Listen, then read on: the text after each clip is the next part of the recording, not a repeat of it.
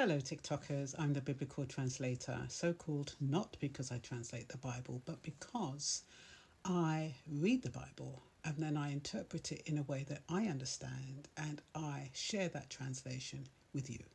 Doesn't mean that my opinion is correct, it's just how I can relate to what it says. So today I am reading from 2 Kings 13:14, and it's called Elisha's Last Prophecy. When Elisha was in his last illness, King Jehoash of Israel visited him and wept over him. My father, I see chariots and charioteers of Israel, he cried. Elisha told him, get a bow and some arrows. And the king did as he was told. Elisha told him, put your hand on the bow. And Elisha laid his own hands on the king's hands. Then he commanded, open the eastern window, and he opened it. Then he said, shoot. So he shot an arrow. Elisha proclaimed, this is the Lord's arrow, an arrow of victory over Aram. For you will completely conquer the Arameans of Aphek. Then he said, now pick up the other arrows and strike them against the ground. So the king picked them up and struck the ground 3 times. But the man of God was angry with him. You should have struck the ground 5 or 6 times, he exclaimed. Then you would have beaten Aram until it was entirely destroyed. Now you will be victorious only 3 times. Then Elisha died and was buried. So that's the main thing. But what I didn't understand here was that when he shot the arrow, first of all, Elisha said, this is the Lord's arrow, an arrow of victory over Aram. For you will completely conquer the Arameans of Aphek. And then when he didn't strike as many times as Elisha would have liked, he then says, you should have struck the ground 5 or 6 times, he exclaimed. Then you would have beaten Aram until it was entirely destroyed. Now you will be victorious only 3 times. I mean, how many times do you need to be victorious over a certain situation? I would have thought you would have only had to have been victorious once. Because once the deed is done, it's done. Anyway, what did I gather from this? As you know, I normally look at my notes because I read it before I speak to you, and then I write down my notes, and then I refer to my notes as I need to. So I've got here 2 Kings 13:14, Elisha. He was a prophet, for those of you who didn't know. He's a prophet, which is a foreteller, a shaman, somebody who predicts, like these astrologers and stuff like that. His last illness, that implies he had a terminal illness, and so it was declared that he would definitely die within that period. Elisha also received a double portion of Elijah's power after Elijah was taken up in a whirlwind.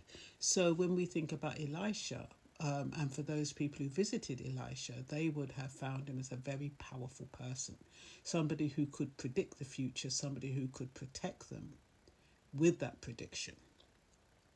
So when King Jehoash of Israel went to Elisha, it was for him to predict and protect, in my opinion.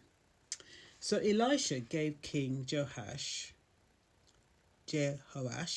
strict instructions, and he followed those instructions to the T from what I saw. And it does show the importance of following instructions. A lot of us, we don't like to follow instructions. We tend to rely on our own abilities. We don't like to be told. We tend to feel we know it all. We know what's best for us.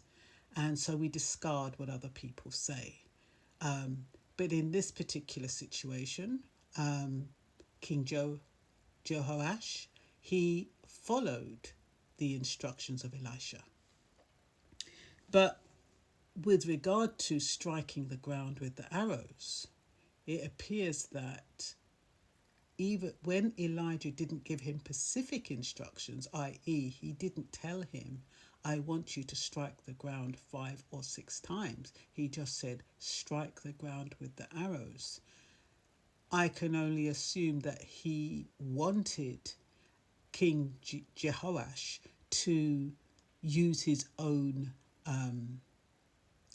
common sense then, and do whatever it took. Go over and above what you would normally do. Have a little motivation, determination. Think ahead, think strategically.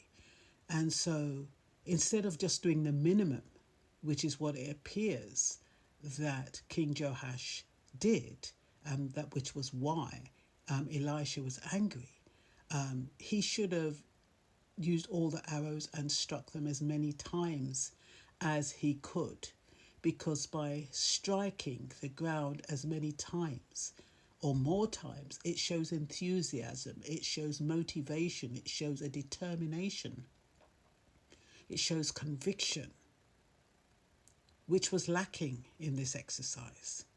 And so when he was saying that he will defeat them a couple or 3 times, what he's saying is that because you were unable to show determination and conviction with regard to striking the ground just 3 times, it means that in the long term, you will not have the conviction to win the battle each and every time.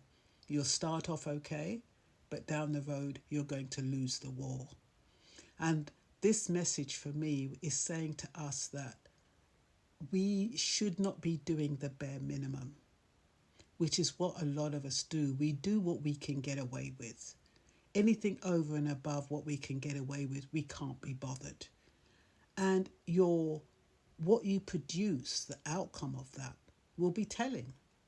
You will see that you will not be able to produce. You will have nothing to show for your efforts because you haven't given it your all. When you give it your all, you get your all back. And some people, they envy other people who are giving it their all. They may not be broadcasting it from the hilltops, but within themselves, they are giving it their best shot. They are doing everything possible to achieve a goal. Whereas you have other people who are doing the bare minimum and who feel that by doing the bare minimum, they should get the same results.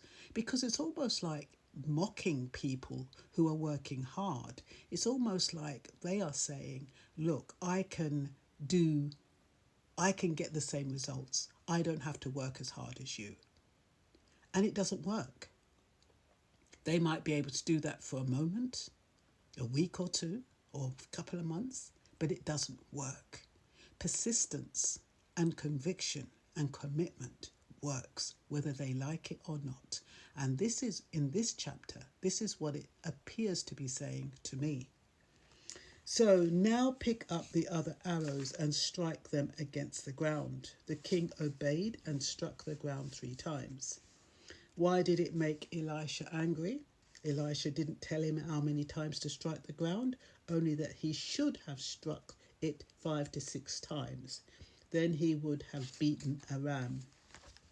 This scripture is telling us not to do the bare minimum, that we need to go over and above to get the results we want. We don't have to be instructed every step of the way. Sometimes we have to use our common sense. Sometimes we have to use our conviction.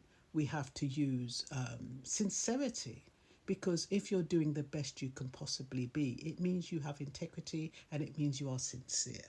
So if we want something bad enough, we need to put in the extra effort.